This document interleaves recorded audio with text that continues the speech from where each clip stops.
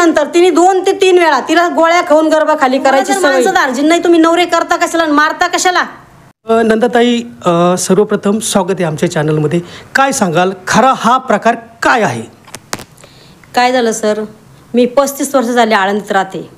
आळंदीचा इतिहास मला सगळाच माहिती आहे. आता झालं कसं, जी सुनीता ढाकणे जो आंधळे ती माझ्या घरात राहायला आली आणि मी तिला राहण्यासाठी संस्थेसाठी घर दिलं आणि तिचा सगळाच म्हणजे इतिहास मला माहिती आहे.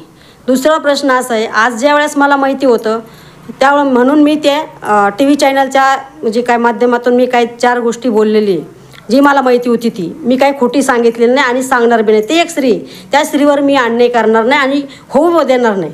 दुसरा प्रश्न असा आहे सर, आता ती जी मी बाईट दिलेली आहे ती बाईट आता प्रसिद्ध झालेली म्हणजे व्हायरल झालेली आहे. आणि काही लोक मला प्रश्न विचारतात की तुमच्याकडे काय प्रूफ आहे. आता मी प्रूफ असल्याशिवाय काहीच बोलणार नाही आहे. प्रूफ आहे म्हणूनच मी. आणि सुनीता आंधळे यांनीच पोलीस स्टेशनला 112ला कॉल केला होता. ती जी मुलगी आणली त्यांनी गावाकडनं लग्नासाठी आणली का काय तिचं अजून त्यांचं काय म्हणजे त्याच्या डोक्यात होता हे आपल्याला माहिती नाही. पण जर ती मुलगी आणली आणि त्या मुलीकडे मोबाईलच नव्हता, ती कोणाच्या मोबाईलवरून फोन करणार? संस्थेच्याच मोबाईलवरून करणार ना, तिच्या वारकरी संस्थेच्याच मोबाईलवरून करणार फोन. आणि ज्यावेळेस तिने फोन केला त्यावेळेस पोलिसांनी उचलला नाही आहे. नंतर पोलिसांनी फोन केला आणि मग ती सुनीता आंधळेनी उचलला तो फोन.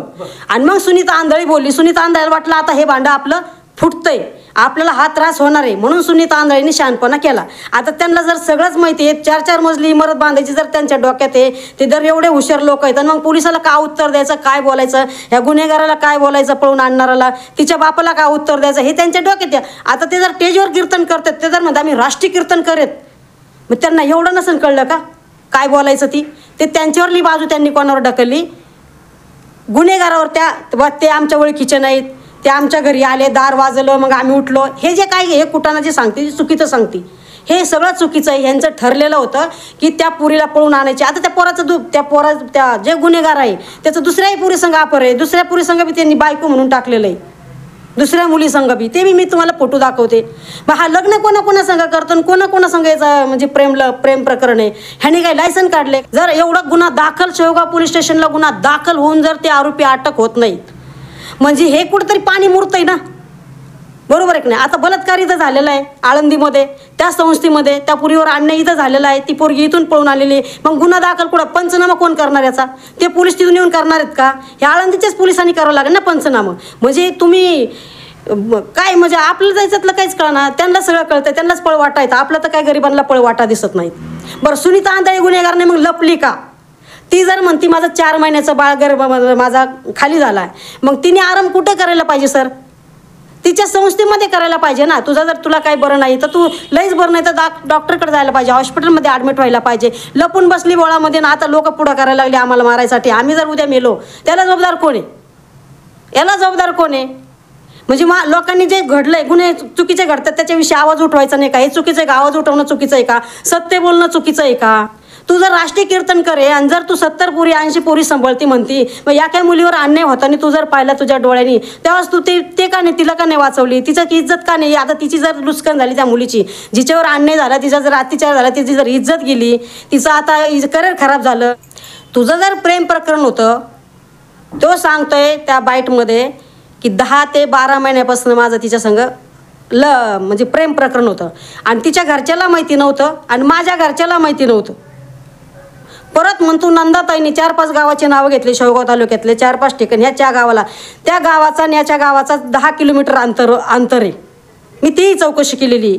ते जे गावांनी ते सांगितलेले आहेत का ह्या गावाचं गदेवाडी, चापडगाव, अमकं तमकं, ह्या गावाला जाऊन विचारा आमचं लपडं होतं का नाही. म्हणजे तिच्या आईवडिलाला माहिती नाही, याच्या घरच्याला माहिती नाही, तिच्या घरच्याला माहिती नाही. आणि मग हे 10 किलोमीटर अंतरावरच्या गावाच्या लोकांना कसं माहीत झालं? बरं, तुझं प्रेम प्रकरण होतं, मग तू लग्न का नाही केलं आत्तापर्यंत? करायचं होतं लग्न. बरं, आता तू ठरवलं होतं लग्न करायचं, तर मग तिकडंच कुठंतरी करायचं होतं, मग तू इथं कशाला आला? आळंदीमध्ये सुनीता आंधळेच्या संस्थेमध्ये कशाला आला मग तिला घेऊन? तिकडं धर्मशाळा नव्हत्या का? सुनीता आंधळे फुकट लग्न करून देणार होते, पैसे द्यावाच लागले असते ना, मग कुठेही करायचं होतं ना तिकडं. आणि अगोदर लग्न केलं तर आम्हाला त्याच्याशी काही घेणं देणं नाही. आम्हाला जो त्रास होतोय त्याविषयी आम्ही आवाज उठवतोय. माझ्या घराच्या आसपास जे काही गुंड लोक फिरतात, सुनीता आंधळेचा बहिणीचा मुलगा, सुनीता आंधळेची बहीण किंवा इतर गुंड मुलं येतात, जर माझ्या कुटुंबाला उद्या काही बरं वाईट झालं तर याला जबाबदार सुनीता आंधळे, अभिमन्यू आंधळे आणि आळंदी पोलीस स्टेशनचे पोलीस आणि शेवगाव पोलीस स्टेशनचे पोलीस जबाबदार राहतील. असं काय तुमचा त्यांच्याशी वैयक्तिक अशी काय दुश्मनगिरी आहे की त्यामुळे तुम्ही असं बोलताय? काहीच नाही, तिची माझी काही दुश्मनी नाही आहे.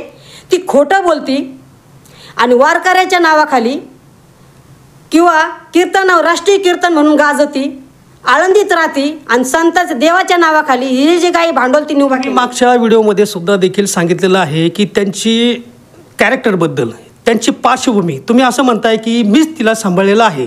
त्यांची पार्श्वभूमी काय आहे? तिची पार्श्वभूमी अशी आहे, ती पहिली सुरुवातीला जी आळंदीत आली, आळंदीत आल्यानंतर ती थोड्या दिवस आळंदीत राहिली आणि परत ती गावाला तिच्या वडिलांनी नेऊन तिचं लग्न करून दिलं. गावाला लग्न करून दिल्यानंतर ती काय तिकडं सासरी राहिली नाही, ती परत आळंदीत आली आणि आळंदीत आल्यानंतर तिने जे काय कार्यक्रम केलेले आहेत त्याची क्लिप माझ्याकडे पूर्ण आहे. मी कोर्टाला देणारच आहे, ती मी थांबणार नाही आहे. आणि आल्यानंतर तिने 2 ते 3 वेळा तिला गोळ्या खाऊन गर्भाखाली करायची सवय आहे.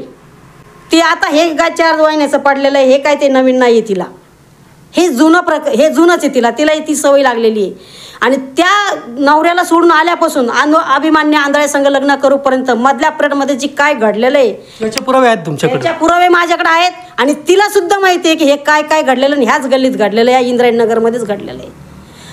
दुसरी गोष्ट, तिची जी बहीण आहे अश्विनी, तिचा पहिला नवरा मेलेला आहे, लग्नाचा पहिला नवरा मेलेला आहे. तिने दुसरं जे आळंदीमध्ये येऊन जे प्रकरण केलं, तो जो महाराज आहे बुद्धवंत महाराज, तुकाराम बुद्धवंत जो महाराज आहे, त्या महाराजाला यांनी टोचन करून मारला, त्याला त्रास दिला. मग त्या टेन्शनमध्ये त्याचा ॲक्सिडेंट झाले, तो घरात पडला त्याच्या.